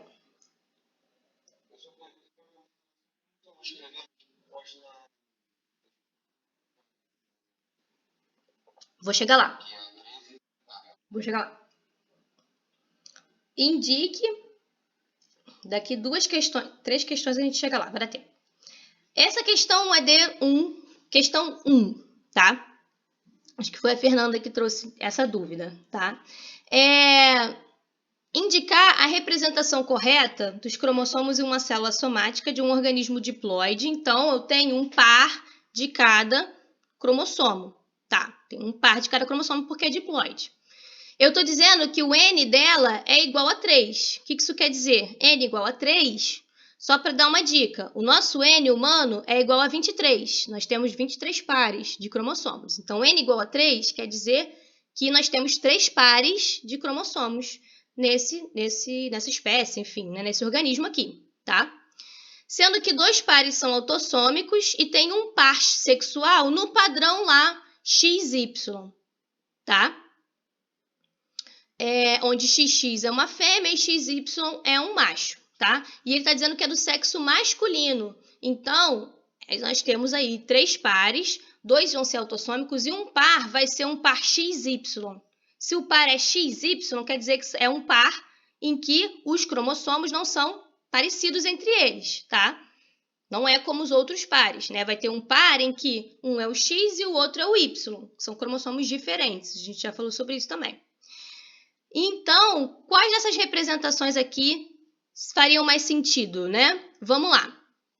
A gente sabe que se eu estou num momento imediatamente após a divisão celular por mitose, se a divisão duplicou, separou, divisão aconteceu, o meu cromossomo não está duplicado. Primeira coisa, não está duplicado, porque já aconteceu a divisão. Se eu falasse aqui, está para acontecer a divisão celular, então ele estaria lá duplicado. E quando ele está duplicado, ele fica assim, no xizinho. A gente acha que o xizinho é o formato que o cromossomo tem normalmente. Não, ele só fica nesse formato quando ele está com as suas cromátides irmãs, tá? E aí sim é que ele está duplicado. Então, todas essas opções que estão, né, com essa representação de duplicação, que seria esse aqui e esse aqui, não servem, tá? Esse daqui nem aconteceria, porque aqui você teria ele duplicado, mas não o par, né? Isso aqui seria um pedaço da meiose, no máximo, tá? Ok. Agora, eu não sei qual opção é qual, tá? Eu só copiei e colei aqui. Não sei qual opção é qual, vocês vejam aí. Então, X quer dizer duplicado. Quando não está duplicado, aí a gente tem essas duas opções aqui. O que diferencia elas? Aqui eu tenho 3 pares de cromossomos, né? O azul, o rosa e o amarelo. E esses 3 pares a gente vê que são pares de cromossomos, né? Que são homólogos entre si. Mas ele avisou aqui que é do sexo masculino e que um par vai ser o par sexual, que é um par que não é homólogo. Então, a gente tem que procurar com 2 pares homólogos, em que eles são aí parecidos, têm o mesmo tamanho, mesma conformação, e um par em que eles não tenham essa conformação, para justamente cair no X, Y. Tá? Então, seria essa opção aqui. Se alguém tem dúvidas dessa parte, vamos ver lá a primeira aula em que eu falei sobre os cromossomos par de homólogos. Está duplicado? Não está duplicado? É isso que eu quero que vocês entendam aqui. Beleza? Ok. Questão 6. A gente já falou dessa questão, né? Já passamos. Tá. Questão 12 do ED1. Tá? A questão 12 do ED1, eu estou perguntando o que aconteceria com essa proteína aqui se fosse adicionada uma base de adenina na posição mostrada. Adicionada, não substituída. Adicionada. Eu adicionei nessa posição. Depois do C, antes do G. Eu, coloquei ela ali. Aí vocês desenhem aí, vai ficar CAG, AUC, GGA, tá? Ela foi adicionada, ela não foi substituída. Mudaria toda a tradução? Exatamente. A matriz de leitura, Débora? Exatamente, que a gente acabou de trazer aqui.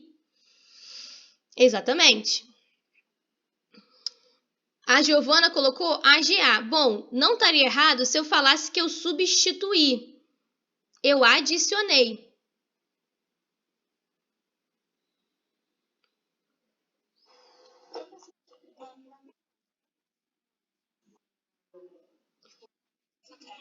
A sequência, eu não estou perguntando em relação à sequência. Eu estou falando o que aconteceria com a tradução dessa proteína. Se você quiser colocar, olha, a tradução do final vai ficar assim. Pode colocar. Mas o que é mais importante você saber é que se trata de uma mutação do tipo adição, tá? Inserção, no caso, né? É uma inserção e as inserções e deleções, né? Aí eu vou botar aqui, inserções e deleções sempre vão modificar a matriz de leitura se for um número de bases que foi deletada ou que foi inserida for um número não divisível por 3. Uma base adicionada ou deletada, 2 bases adicionadas ou deletadas, 4 bases adicionadas adjacentes, né? Ou deletadas. Se é um número não divisível por 3 que eu inseri ou que eu deletei, eu vou modificar a matriz de leitura, tá? Aqui ficaria CAG, Alexandra. Ficaria CAG, o códon. Aí o próximo ficaria AUC. Já mudei. Vai mudar o próximo. Vai mudar todos ali para frente, como está sendo mostrado aqui. É um acréscimo. Mesma coisa aqui, ó. Inserção. Eu fiz o acréscimo aqui. A partir desse ponto em que eu adiciono, eu altero todos os códons seguintes. Altero todos os códons a partir do ponto da mutação. Então, eu altero a matriz de leitura a partir do ponto da mutação de inserção ou deleção de um número de bases adjacentes não divisível por 3. Tá? Então, isso que é importante de vocês falarem. O que vai acontecer? Adicionando ali, eu vou estar alterando a matriz de leitura a partir do ponto da adição, o que altera os códons e vai alterar a tradução da proteína. Não tem problema não colocar a sequência. Eu teria pedido com mais, né? Falaria como que a sequência vai ficar no final. Aí eu estou obrigando vocês a fazer lá, refazer toda a sequenciazinha e procurar no código genético e descobrir como que vai ficar essa sequência, que é possível, tá? Vai formar uma nova sequência de códons, né? Eu vou estar adicionando aquilo ali e vou alterar a matriz de leitura, Júlia. Veja aqui, ó. Vamos lá. A matriz de leitura não era essa daqui que a gente tinha mostrado, ó. A primeira, quem determina, metionina, né? Aí o ribossomo vai lá, vai ficar lendo, vai ler o AAA. A partir do ponto em que eu adicionei, ao invés dele ler GGG, que seria o próximo, eu adicionei um C antes. E aí ele vai ler CGG, que já codifica um outro aminoácido que não é a glicina, é a arginina. Em seguida, aquele G que fazia parte desse códon anterior para codificar a glicina, ele vai estar no códon seguinte. E aí vai formar GCC, uma alanina, e não uma prolina, tá? A citosina que estava aqui no finalzinho da prolina, que codificava a prolina, vai para o próximo códon também. Então, é como se eu empurrasse todo mundo para frente quando eu estou inserindo, né, uma base. Ou quando eu deleto, é como se eu puxasse todo mundo para trás, um para trás. Pronto, alterei a matriz de leitura. Beleza? Por isso que vai alterar todos os códons a partir daquela mutação e vou alterar todos os aminoácidos praticamente. Possibilidade de gerar também um códon de parada no meio da proteína. Furou a fila, saiu da fila. Exatamente, Alexandre, eu não aprendi assim, achei ótimo. Então, aqui ele está furando a fila, ele entrou no meio da fila. E se eu pego de 3 em 3, eu vou errar o 3 em 3 sempre.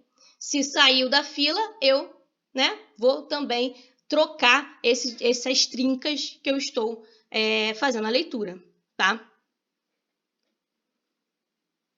Questão 13, que está todo mundo falando aí. Vamos lá. Eu coloquei para completar o quadro a seguir, mas vocês não têm como me dar esse quadro na resposta, tá? Porque vai ser muito complexo de vocês me darem esse quadro na resposta. Somente dar a sequência de aminoácidos como resposta já é o suficiente, tá? Então, completou o quadro no caderno. Chegou em quais são os aminoácidos aqui, tá? Chegou em quais são os aminoácidos aqui, me coloca lá na resposta a sequência de aminoácidos, tá? E é o suficiente para a resposta. Mas eu recomendo montar o quadro.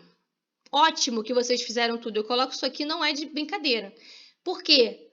Porque vocês têm que treinar a fazer isso, tá? É um treino para vocês fazer. Se eu não der para vocês treinarem, vocês não vão treinar, tipo, no meu dia livre, hoje eu vou ficar fazendo complementarização. Não, a professora tem que pedir lá para vocês fazerem, Então, vejam o quadro, tá? E entendam essa questão, né? A colinearidade tá aqui, né? Tá sendo mostrada aqui. Colinearidade DNA com o RNA mensageiro, com o anticódon que vai estar trazendo o aminoácido, com os aminoácidos que vão realmente estarem lá na sequência da proteína, tá? Relembrando uma questão que o que tem lá no código genético para determinar o aminoácido é o códon. São os códons que estão no RNA mensageiro. Não procurem pelo anticódon, procurem pelos códons, tá? Identifiquem aqui qual é a nossa fita codificante, qual que é a fita molde, tá? Aqui ele já está dando a dica.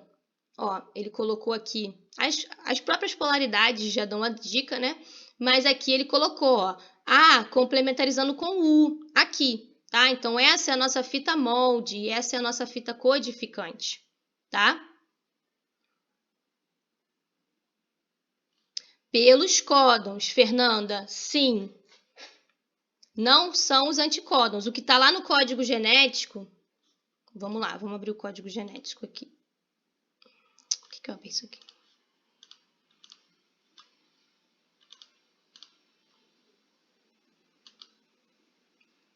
Conserta, então. Vamos lá. Leiam o que está escrito no nosso... O código genético que eu dei para vocês é esse rosinha aqui, tá? Usem ele para tudo. Que ele está certinho, enfim. Leiam o que está escrito. Primeira base do códon, não do anticódon.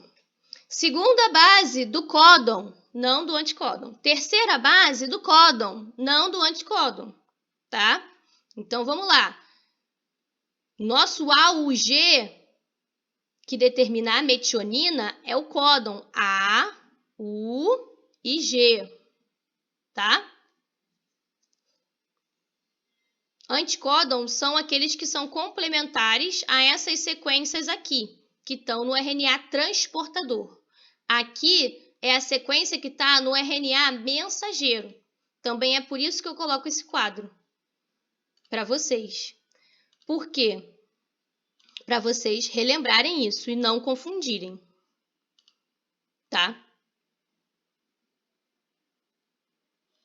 Por isso que precisa treinar para a gente entender, que é essa sequência aqui que determina qual aminoácido, tá? E essa daqui é a complementar ao RNA.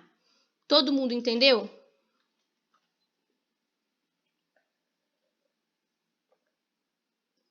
Perfeito. Isso é importante. Ok, vamos lá. E aí, a nossa questão 6. A gente só tem mais duas questões. Pode falar, Gabriel. Em relação a Na 11? Na 13? Da 13, essa. Peraí, a 11. Qual é a 11? Ai, deixa eu ver qual é, não sei de cabeça. Vou abrir aqui. Ah, essa daqui que eu mostrei pra vocês agora, né? Então, essa daqui... Você... Não, peraí. Não, eu sei, é que eu abri uma outra janela aqui. É essa aqui. Então, essa questão 11, tá? Vocês podem colocar os polipeptídeos, tá? Com base nisso, indique os polipeptídeos sintetizados.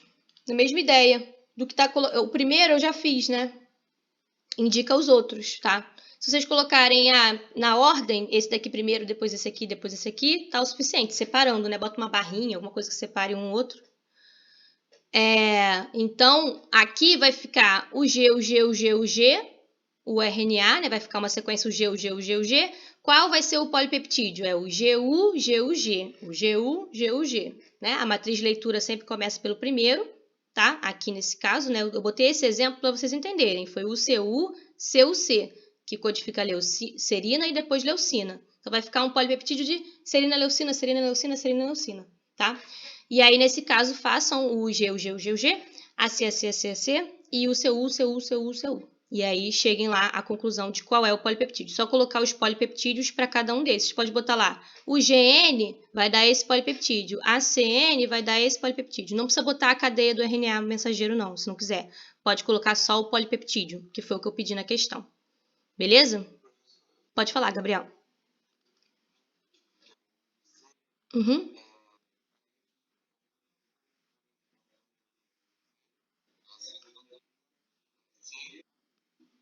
Então, matriz de leitura, tá? Começa a ler, usa como exemplo esse aqui. Eu comecei a ler a partir do primeiro, tá? O CU, CUC. O CU, CUC. Então, eu só vou codificar, e isso vai continuar para sempre, vou codificar somente serina, leucina. Serina, leucina. Aqui vai dar 2 também, porque é a mesma ideia, tá? Esse aqui que tem 3, só vai ter uma trinca possível, porque eu vou ver o UC, o UC, o UC. Hã? É o quê? Isso. Só vai gerar um tipo de aminoácido repetido. O frame, a matriz de leitura, ela começou dali, ela vai ali sempre. Direto. Sempre. Tá? Não muda no meio do caminho, não. Beleza. A não ser que aconteça uma mutação. Beleza. Vamos lá. Como tá o triptofano se a sequência... Peraí, você tá falando? Vamos lá. Daqui do quadro, né? A Giovana perguntou se está sendo gravada a aula. Está sendo gravada. Espero que certinho. Professor, explica uma coisa para mim. Como tá o triptofano? Tá, o triptofano, aqui vocês vão, a partir dessas sequências que eu dei aqui, né, completando o quadrinho, vocês vão chegar em qual vai ser o códon e vão saber qual é o aminoácido, tá? Então, todos esses vai ser a mesma ideia. Vai chegar no códon e vai saber qual é o aminoácido. Ou de baixo para cima, ou de cima para baixo, vocês vão achar isso. O triptofano vai ser o quê? Vocês vão achar qual é o códon do triptofano lá no código genético, que é somente um, para poder ajudar vocês, né? Obviamente, não é botar um aqui que é degenerado, que aí vocês nunca iam saber qual que ia ser. tá? Para vocês acharem aqui para cima, procurem qual é o códon do triptofano, que é um códon único, vão colocar ele aqui e a partir disso vocês conseguem entender o que vai estar na fita molde, o que vai estar na fita codificante, o que vai estar no anticódon, tá?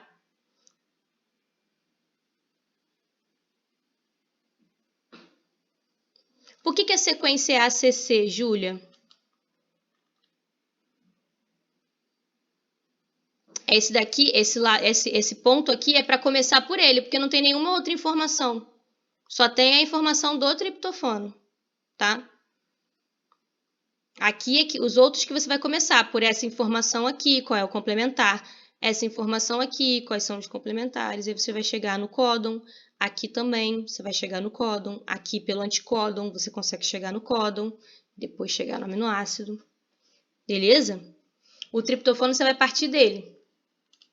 Qual é o códon dele? Para poder completar o quadrinho, para treinar. Mas me dá de lá de resposta, pode me dar só os aminoácidos. Não tem problema. Vamos lá. Questão 6 do ED2. O que significa o termo herança epigenética? Cite 2 exemplos de tal herança. Tá, se a gente jogar na internet, a gente vai achar muita coisa sobre herança epigenética, né? Que não é a herança que está na sequência do DNA, né? Não é a herança genética que a gente chama, que está na sequência do DNA. Mas eu quero que vocês respondam em relação ao que a gente abordou em aula, tá? Então, a obesidade se coloca como sendo uma herança epigenética porque ela não está na sequência do DNA, tá? Só que esses não são exemplos que eu não conversei com vocês sobre isso, tá? Porque a genética por trás disso é uma outra questão, tá? Eu quero muito mais do que a gente chegou a abordar, tá? Não vou dar errado, enfim, mas o que a gente abordou sobre marca epigenética foi a herança que a gente recebe da modelagem da cromatina, tá? Esses exemplos que eu queria não eram exemplos de doenças ou o que fosse, tá? Seriam os exemplos de herança, de como que se herda algo que não é a sequência, tá? E como que se herda, o que que se herda que não é a sequência do DNA? A gente herda a modelagem da cromatina, que a gente conversou, né? Que seriam aí o código de estonas, que a gente conversou, né? A gente sabe que as estonas ajudam a modelar a cromatina, tá? Que formando lá os nucleossomos. E esse código de estonas é o quê? Uma marca, uma modificação nessas estonas que faz com que elas estejam mais compactadas ou mais descompactadas, tá? E isso o quê? Deixa genes, né, mais, vamos dizer assim, indisponíveis e deixa outros genes disponíveis em determinadas situações, tá? Então, a célula, quando vai se replicar, ela herda, as células filha herdam as estonas da célula mãe e herdam também essa modelagem da cromatina, tá? Que é dinâmica. E a metilação do DNA, a gente também falou que o DNA ele sofre metilações, enzimas que vão metilando o DNA, aqui a citosina metilada, por exemplo, e essa metilação do DNA faz com que ele se condense mais. Também o quê? Indisponibilizando alguns genes, disponibilizando outros, tá? E isso também é herdado. A gente falou, né, que quando a gente tem lá o DNA tá metilado, vai acontecer a replicação. A fita recém-sintetizada não tem metilação, tanto que é assim lá no reparo de malpareamento, que eles reconhecem qual é a fita recém-sintetizada para poder reparar ela, né? Porque ela não está metilada naquele momento em que ela está sendo sintetizada, tá? Mas aí o que acontece? Porque a replicação ela é semiconservativa, ou seja, as duas células filha recebem uma fita parental e uma fita recém-sintetizada, então, ela recebe uma fita que está metilada e uma fita que não está ainda. E aí, por conta desse padrão de metilação da fita parental, ela vai metilar a fita recém-sintetizada, tá? E ficar, então, com esse padrão de metilação, né, ao longo do DNA, que indica regiões condensadas, regiões descondensadas. Tá? Então, só relembrando o que a gente abordou em aula, foram esses exemplos. tá? O código de histonas e a metilação do DNA, que são aí marca epigenética. Por quê? Genética no sentido de que é herdada, assim como a sequência do DNA. Mas ela é epigenética porque não está relacionada à sequência, está relacionada a uma outra conformação lá do DNA, modificações no DNA, modificações em proteínas associadas a esse DNA são herdadas, né, como uma herança epigenética. O código de histonas também são uma herança. Vamos lá. A gente tem que lembrar, aí eu teria que trazer o slide aqui da replicação, que a gente falou um pouco sobre isso. Se você for lá em replicação em eucariotos, eu cheguei a falar para vocês sobre algumas diferenças, né? Os eucariotos, para replicar o DNA, eles têm que lidar com a condensação do DNA, né? Então, o DNA, ele vai descondensando e vai sendo replicado e vai sendo condensado novamente atrás, tá? Ele em nenhum momento fica completamente descondensado, como a gente já falou. Então, as histonas que estão ali presentes naquela região, elas se dissociam para a forquilha passar e depois elas se associam novamente àquele DNA, aquelas duas fitas, aquelas duas duplas fitas de DNA que foram sintetizadas, se recondensam ali e ajudam a condensar. Se elas estão acetiladas naquela região, vai adicionar histonas acetiladas modificadas naquela região que indicam uma descondensação. Se tem histonas naquela região que não tem acetilação, vai acontecer uma condensação mais fechadinha, tá?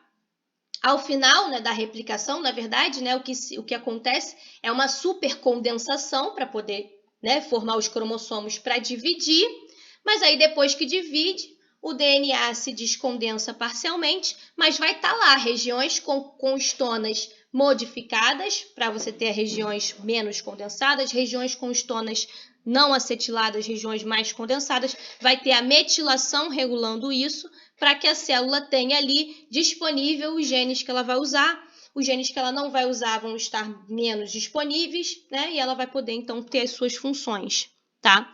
E isso sendo herdado da sua célula mãe para a célula filha. Então, ela não herda só da mãe a sequência do DNA, ela herda como que você vai modelar esse DNA, tá? E aí a Alexandra me perguntou... Tá, tem essa questão só. Tá. A Alexandra me perguntou uma pergunta que tem no ED também, em relação a mutações em células somáticas como câncer, não são passadas para a prole? Em células somáticas, não, tá? Somente mutações em células germinativas é que vão passar para a prole, tá? Então, a prole vai receber somente o DNA que vai estar nos gametas, no espermatozoide, no óvulo, né? No caso nosso, né? Então, células cancerígenas somáticas vão ter aí consequências para o indivíduo, tá? Para aquele indivíduo.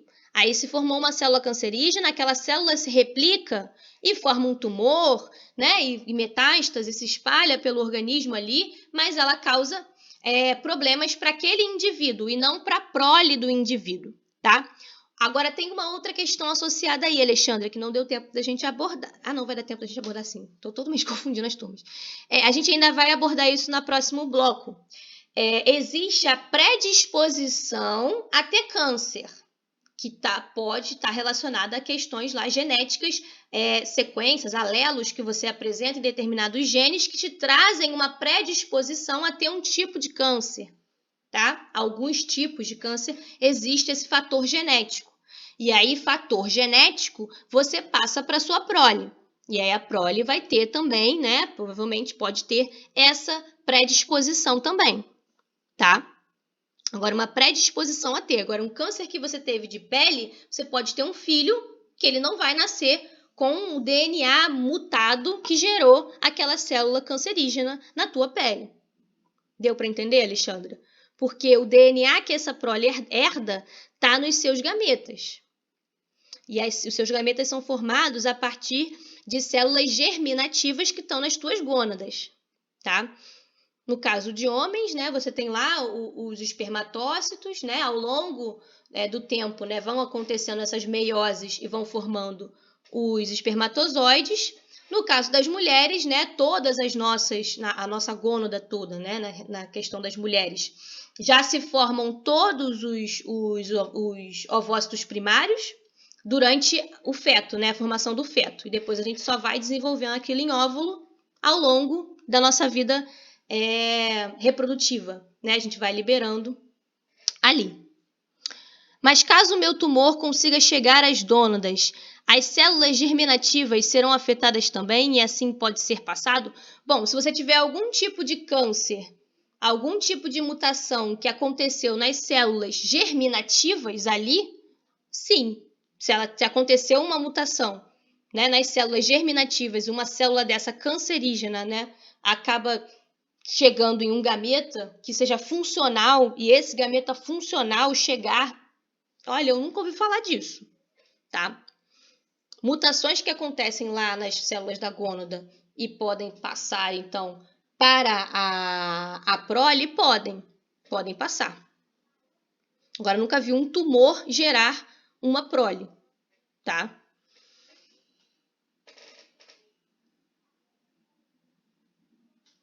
Beleza? Bom, tem uma última questão aqui. Beleza, Alexandra? Mais alguma pergunta? Beleza. A gente tem, então, essa última questão que me anotaram aqui, que é a do ED2, questão 8, tá? E aí pergunta-se qual tipo de mutação é representada pelas seguintes sequências mostradas como mRNA, tá? No tipo selvagem, eu tenho um RNA mensageiro com essa sequência, e no tipo mutante, aconteceu uma mutação, tá? Eu tenho essa sequência aqui. Que mutação aconteceu? Qual a diferença dessa sequência para essa sequência? Tá? É uma deleção. Por quê? A gente tem aqui, ó, esse U saiu. Tudo igual, tudo igual, tudo igual. E, peraí, eu tirei esse U fora e por isso continuei com essa sequência. Então, é uma deleção. E aí vem a pergunta, qual a principal consequência que pode ocorrer para este tipo de mutação em regiões codificadoras de proteínas? Tá? O que pode acontecer? Alterar o quê? Deleção e inserção. Tanto deleção, esse tipo de mutação, deleção ou inserção. Sempre que for um número de bases não divisível por 3, que eu deletei ou que eu inseri, eu altero a matriz de leitura, tá? O que altera a sequência da proteína inteira a partir do ponto da mutação, tá? Isso sempre é importante de lembrar. Professora, por que substituição não altera a matriz de leitura? Porque eu tiro uma, mas eu coloco outra no lugar. Eu não alterei a fila, como a própria Alexandra botou aí. Eu não alterei a fila. Não empurrei todo mundo para frente, não puxei todo mundo para trás. Eu só troquei uma pela outra. Eu vou ter uma consequência naquele códon ali, que teve essa substituição. Aquele códon ali substituindo, ele vai causar uma substituição do tipo sinônima, não sinônima, do tipo sem sentido? Não sabemos. Aí você tem que ver lá, essa substituição tem essas 3 possibilidades, de gerar o mesmo aminoácido, gerar um aminoácido diferente ou trocar um aminoácido por um códon de fim, tá? E aí, nesse caso aqui, é uma deleção ou inserção, eu altero a matriz de leitura, tá? Não é uma substituição. Bom, pessoal, a parte do que vocês me disseram já foi, mas eu posso explicar mais de novo que vocês tiverem de dúvida. Explicar a questão 7 do ED2. 7 do ED2. Eu falei sobre ela aqui? Acho que já, né? Esta aqui. Sim. Então, aqui, Alexandra, teve uma substituição e eu estou dizendo para você que parece ter criado um códon de fim. Então, leiam bem o enunciado direitinho. Parece que tem um códon de fim. Por quê? No que está destacado em amarelo, a AG foi para TAG.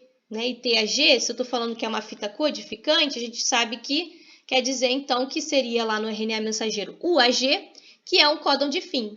Então, parece que eu criei um códon de fim. Só que eu venho e pergunto, que outra informação eu preciso ter para ter certeza de que isso acontece? Tá? Para ter certeza de que isso acontece. Para ter certeza de que isso acontece, eu preciso saber... Ele não me diz se a leitura é realmente da esquerda para a direita. Ele não me diz isso, porque ele não me diz as polaridades.